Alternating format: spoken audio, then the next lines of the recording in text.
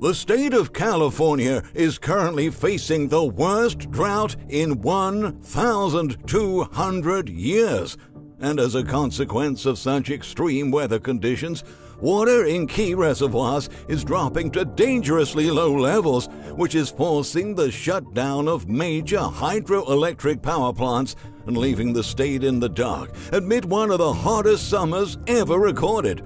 The relentless drought and extreme heat, both worsened by climate change, are critically straining California's already taxed electric grid and pushing the water supply at Northern California's Lake Oroville to deplete rapidly.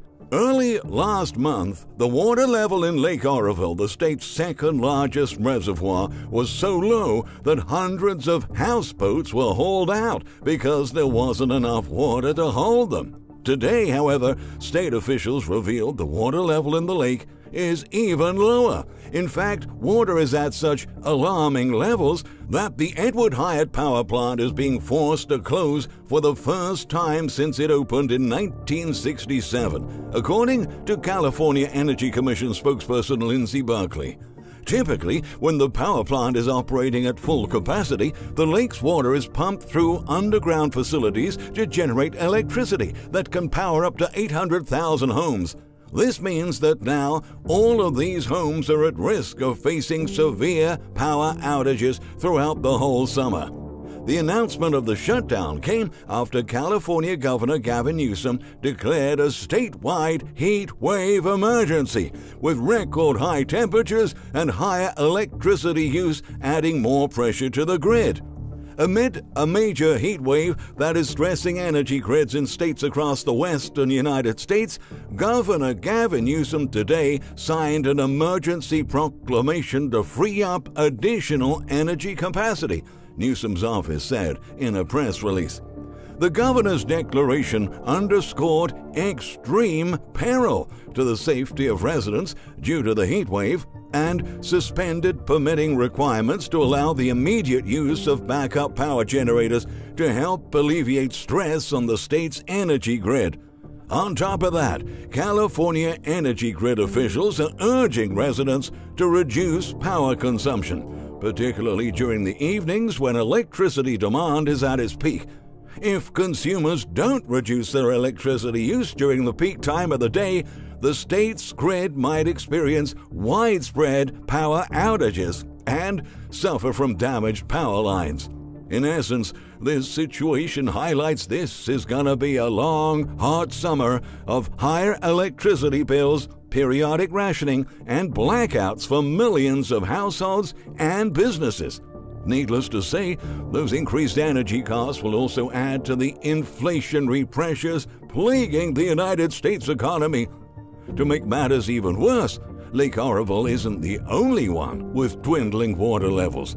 A similar situation is occurring at the Hoover Dam, which forms Lake Mead, the largest reservoir in the entire country, and produces enough electricity for about 8 million Americans. Now, the worsening drought is resulting in record low water levels and seriously compromising the efficiency of hydropower generation at Hoover Dam, as water is used to spin turbines to produce electricity. According to the latest data released, energy capacity at the dam has already fallen by roughly 25%. Since turbines can only operate and generate power as long as the water level stays above 950 feet, and water levels have significantly dropped in recent days, less water also means less pressure and less electricity generated to send out to the grid. Therefore, the hydroelectric plant is also expected to operate at reduced levels this season, despite the elevated power demands during the typical summer peak. In short, Californians are not only facing the devastating effects of extreme heat, but also the combination of a critical water crisis and a disastrous energy crisis that's adding chaos to what should be a joyful summer. One tourist named Hugo Cuevas, who recently visited the area, was just shocked to see how low the water levels were at the dam. He said, 6 years ago when we were here, I recall that the water was a lot higher. we're actually very surprised how low it's got and how shallow it looks. With the entire West recording scorching temperatures and catastrophic heat waves, experts are worried that California's stressed power system will be irreversibly pushed to the brink way before the summer is over. For that reason, in addition to calling out for power-saving measures, state officials have been asking California residents to also reduce their water consumption as much as possible during the hot summer months. They're even requesting consumers to take shorter showers, to fix leaks at home, plant drought-tolerant trees, and reduce watering home landscapes. But some officials have taken more draconian approaches and declared a water shortage emergency, also issuing mandatory water restrictions that are punishable by fines in case consumers do not comply. The state's Water Resources Department said water is a precious and limited resource, especially in drought-prone California, where the next dry period could be right around the corner. As a result, water conservation and the efficient use of California's water supply are major priorities. Meanwhile, the North American Electric Reliability Corporation, a non-profit regulatory agency that works to prevent power failures in the U.S. electrical grid, exposed that despite the official preventative measures, California remains at a high risk of energy emergencies. Many experts have been arguing that the state's shift to renewable energy sources lacks strategy and planning, especially when considering California's climate. That is to say, the state's green initiatives to reduce its carbon footprint have actually caused imbalances that made its power grid reliant on gas-fired plants, essentially defeating its own purpose. Last week, after a historic heat wave pushed temperatures to hit triple digits, the state's power grid operators reminded residents to relieve pressure on the grid by charging their electric vehicles before the peak energy use times of the day. Remember to use major appliances to charge cars and devices before #FlexAlert begins at 6 p.m., the state's FlexAlert Twitter account wrote. However, demand was so high and hydropower capacity was so strained that there was no other alternative than to increase the use of fossil fuels. This situation really highlights the ways in which climate and energy and water are all very tightly linked, said Noah Diffenbaugh, a climate scientist at Stanford University. With meteorologists anticipating even hotter temperatures in the coming months, the state's increasing reliance on gas-fired plants is going against its goal of transitioning to carbon-free electricity. Diffenbaugh said, "Our systems and infrastructure have been designed and built in previous decades to work in our old climate. As the Earth gets warmer, triggering extreme conditions, those systems are getting stretched, unfortunately beyond their capacity," said Diffenbaugh. At this point, the crisis is getting so alarming that state energy officials have asked the California Independent System Operator, which runs most of the grid, to contract for additional power supply for July and August. Otherwise, it simply won't be able to meet demand during the evening when solar production decreases, according to a joint statement released last week from the grid, utility, and energy agencies.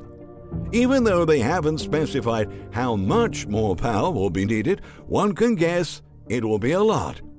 California is using all available tools to increase electricity reliability this summer, the heads of the California Energy Commission, California Public Utilities Commission, and grid operators said, outlining unprecedented climate change-driven heat events which are occurring throughout the West in combination with drought conditions that reduce hydroelectric capacity. For some, however, these statements failed to assess that climate change isn't the only one to blame for this crisis. Experts with Zero Hedge argue that California officials could have seen this coming, as the same happened in August last year, and no preventative measures to avoid a repeat of the 2020 power outages were put in place. It's always someone else's fault that you could not properly budget even a few months in advance after keeping millions of people in the dark last year when California again blamed global warming. But if you know there is global warming and you suffer one nightmare summer in the dark because of it, can't you extrapolate at least a year into the future? In California, the answer is no, they wrote. So what we get once again is a summer of blackouts and tight energy supplies at a time when cooling systems are desperately needed. In the meantime, the government continues to take a number of steps that already epically have failed in the past. The latest of them was adding battery storage, which some might remember was a complete fiasco last summer to prevent blackouts as severe as those seen last August when the unprecedented demand took down the grid. But the big batteries that are being built to store solar power during the day and resupply the grid at night won't be available by August and September, the state's hottest months. Consequently, as California's green policies have led to the closure of several gas-burning plants over the past year, the electricity supply will remain tight at sunset as the production from solar generation fades around sundown. And knowing that the state's measures aren't enough to avoid catastrophic outages, just as seen in 2020, the state's grid operator is begging for more electricity. According to the letter, procuring additional capacity is a step taken to ensure electric reliability and preserve the public health and safety of all Californians, the official said. In the letter, they also cited delayed availability for some thermal power plants and revealed that some resources that were expected to be running during the hottest months have now been delayed. Notably, even Bloomberg, which doesn't hesitate when it comes to criticizing non-green sources of power, is admitting that California's problem is the state's aggressive push to cut its carbon emissions by recklessly shifting to renewable energy without properly planning or coming up with a plan B considering seasonal weather changes. In other words, while Californians are learning the hard way that the state's grid has become extremely vulnerable to critical disruptions, politicians simply cannot deny that California's green push has been a complete disaster, because now millions of people will be left in the dark during hot summer days and nights while countless other tragedies and casualties continue to emerge on the horizon.